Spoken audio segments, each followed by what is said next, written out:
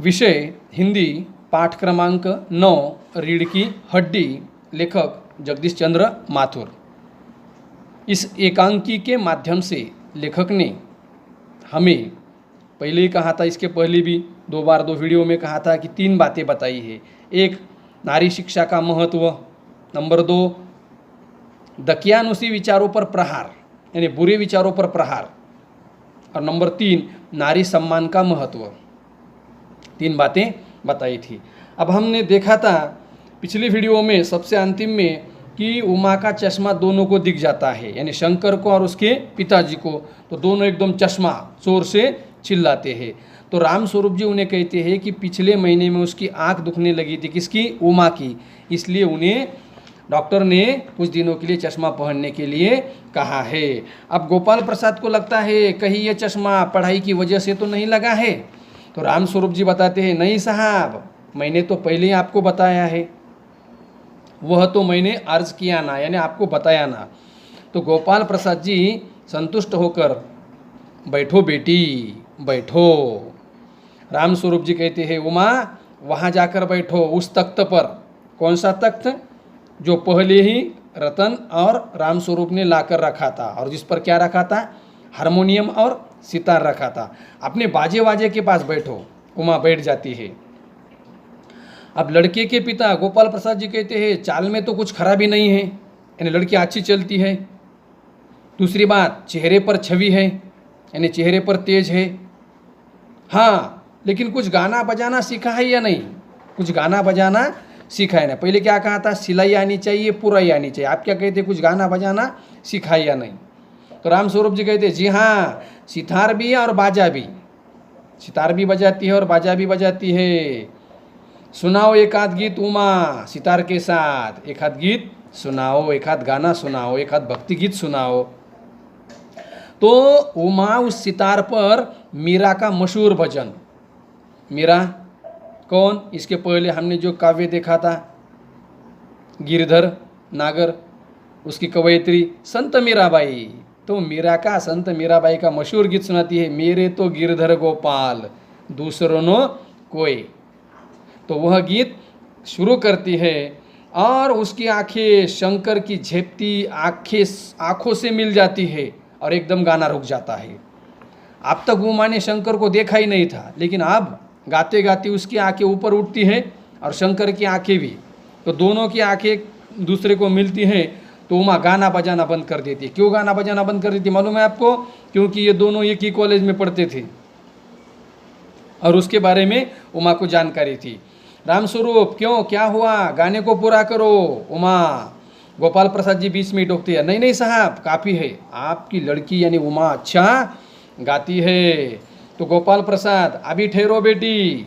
रामस्वरूप, थोड़ा और बैठी रहो उमा, क्योंकि उमा सितार को रखकर अंदर जाने की तैयारी करती है, तो थोड़ा सा बैठी रहो। अब गोपाल प्रसाद उमा से और प्रश्न करते हैं, तुम्हें पेंटिंग वेंटिंग आती है या नहीं? अब उमा चुप है। पहले कहा था सिलाई पुराई आनी चाहिए, बाद में कहते गाना आना चाहिए, अब कहते पेंटिंग वेंटिंग आनी चाहिए, ना चित्रकला करती हो या नहीं? रामस्वरूप कहते, अरे हाँ, वह तो मैं आपको बताना ही भूल गया, यह जो तस्वीर टंगी हुई है कुत्ते वाली, ये इसी ने बनाई है। ये जो तस्वीर दीवार पर टंगी हुई है कुत्ते वाली, इसी ने बनाई है, और उस दीवार पर भी ये चित्र उमा ने ही बनाए हैं। कौन बता रहा है? लड़की के पिता बता रहे हैं।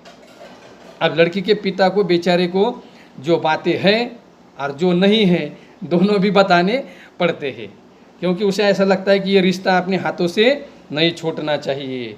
तो गोपाल प्रसाद, हूँ, ये तो बहुत अच्छा है, और सिलाई वगैरह, अब सिलाई करती हो या नहीं?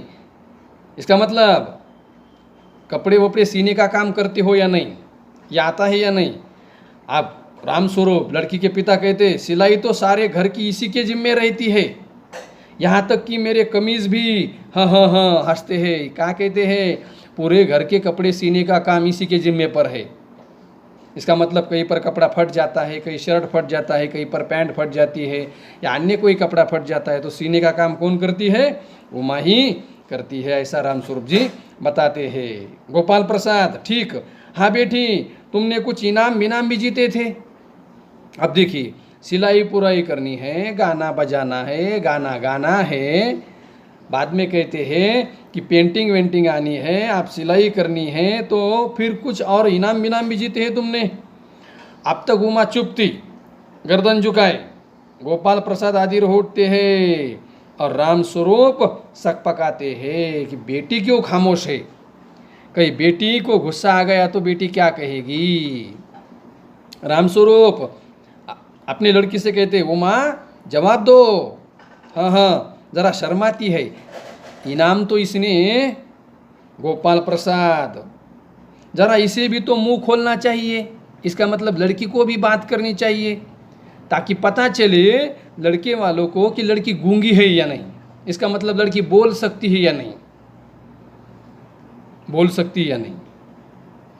तो इसलिए लड़की देखने को जाने पर क्या करते हैं, कुछ प्रश्न पूछते हैं या नाम पूछते हैं, पिता का नाम, भाई कितने हैं, क्या करते हैं, उसका कारण वही है। तो फिर इसे भी ज़रा सा बोलना चाहिए, मुंह खोलना चाहिए। रामस्वरूप जी, उमा देखो आप क्या कह रहे हैं, जवाब दो ना, इसका मतलब गोपाल प्रसाद जी क्या कह रहे हैं, जवाब दो। उमा अब जवाब देती है, कैसा, क्या जवाब दूँ बाबूजी, जब दुकान पर कुर्सी मेज वस्तु बिकती है तब दुकानदार कुर्सी से थोड़ी ही पूछता है, मेज से थोड़ी ही पूछता है, टेबल से थोड़ी ही पूछता है, खरीदार को दिखलाता है, उसे अगर पसंद आए तो लेता है वरना चला जाता है। अब रामस्वरूप तो चौंक कर खड़े हो जाते हैं कि बेटी ने ये बीच में क्या कह दिया। उमा उमा उमा कहती है, आप मुझे कहने दीजिए बाबूजी। गोपाल प्रसाद ताव में आते हैं, बाबू रामस्वरूप, आपने मेरी इज्जत उतारने के लिए मुझे यहाँ पर बुलाया था, आपके घर बुलाकर आप मेरी बेइज्जती कर रहे हैं। उमा तेज आवाज़ में, जी हाँ, और हमारी बेइज्जती नहीं होती जो आप इतनी देर से नाप तोल कर रहे हैं कि पेंटिंग वेंटिंग आती है, सिलाई पुराई आती है, गाना बजाना आता है, इनाम बिनाम जीते हैं, गूंगी है याद बोलती है, ये क्या कर रहे हैं आप। तो शंकर कहता है, बाबूजी चलिए, अब लड़के को क्या है, यहाँ से खिसकना है, भागना है। क्यों, क्योंकि शंकर के बारे में उमा जानती थी कि शंकर कैसा लड़का है। चलिए बाबूजी। तो गोपाल प्रसाद, क्या तुम कॉलेज में पढ़ी हो, इतनी बातें कर रही, इसका मतलब तुम कॉलेज में पढ़ी हो, तुमने उच्च शिक्षा ली है। उमा कहती है, जी हाँ, मैं कॉलेज में पढ़ी हूँ, मैंने बीए पास किया है, कोई पाप नहीं किया, कोई चोरी नहीं की। क्या कहती है, पढ़ना इसका मतलब कोई पाप कोई चोरी नहीं है, मैंने बीए पास किया है, बैचलर ऑफ आर्ट्स, इसका मतलब ग्रेजुएशन पूरा किया है, और ये कोई गुनाह नहीं है, और नहीं आपके बेटे की तरह चोर और गुनहगार तो आपका बेटा है। आपका बेटा लड़कियों के हॉस्टल में ताक झाँक कर कायरता दिखाता था, इसका मतलब आपका बेटा लड़कियों के हॉस्टल में, वहाँ उनके कमरे में छुपकर देखने का काम करता था। मुझे अपनी इज्जत और मान का ख्याल है, लेकिन आपके बेटे से पूछिए ये किस तरह नौकरानी के पैरों में पड़कर माफ़ी मांगकर अपना मुंह छिपाकर भागा था। आप अपने बेटे से पूछिए। कौन बोल रही है, उमा बोल रही है। किसे बोल रही है, गोपाल प्रसाद को बोल रही है।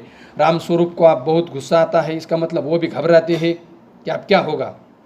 उमा उमा, गोपाल प्रसाद खड़े होकर गुस्से में कहते हैं, बस हो चुका बाबू रामस्वरूप, आपने मेरे साथ दगा किया है, आपने मेरे साथ धोखा किया है।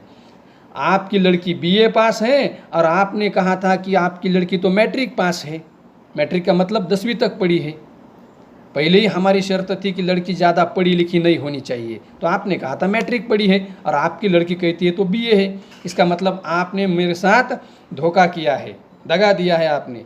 दरवाजे की ओर बढ़ते हैं, तब उमा और क्या कहती है, देखिए, जी हाँ जाइए जाइए, ज़रूर चले जाइए, लेकिन घर जाकर ज़रा यह पता लगाइए कि आपका जो लाडला बेटा है, आपका जो प्यारा बेटा है, उस प्यारे बेटे की रीढ़ की हड्डी भी है या नहीं। इसका मतलब उसका स्वाभिमान भी है या नहीं। रीढ़ की हड्डी है या नहीं, यानी बैकबोन, बैकबोन। इसका मतलब कि गोपाल प्रसाद और उसका बेटा शंकर दोनों जो अपने दकियानुसी विचार यहाँ पर व्यक्त कर रहे थे और लड़की के बारे में सोच रहे थे कि लड़की ज़्यादा पढ़ी लिखी नहीं होनी चाहिए, उसे बाकी के काम आने चाहिए, उस पर उमा करारा जवाब देती है कि नारी को भी सम्मान है, नारी को भी शिक्षा का महत्व है, और ये जो पुराने विचार हैं आपके कि लड़की पढ़ी लिखी नहीं होनी चाहिए, इन विचारों पर भी प्रहार करती है और गोपाल प्रसाद को खरी खोटी सुनाकर उसे घर से विदा करती है। तो बाबू गोपाल प्रसाद के चेहरे पर बेबसी का गुस्सा और उनके लड़के के रुलासापन, यानी गोपाल प्रसाद के चेहरे पर गुस्सा है और शंकर तो रोने जैसा हुआ था। दोनों बाहर चले जाते हैं और उमा अचानक चुप हो जाती है। तो इस तरह से लेखक जगदीश चंद्र माथुर जी ने इस एकांकी के माध्यम से, यानी उमा के माध्यम से, नारी सम्मान का महत्व और नारी शिक्षा का महत्व और गोपाल प्रसाद के जो विचार है, पुराने विचार है, पुराने ख्याल है, दकियानुसी विचार है, उन पर प्रहार करते हुए हमें इस पाठ से अवगत कराया है। अब आपको इस पाठ का स्वाध्याय लेखन करना है। आगे का पाठ आगे की वीडियो में हम देखेंगे।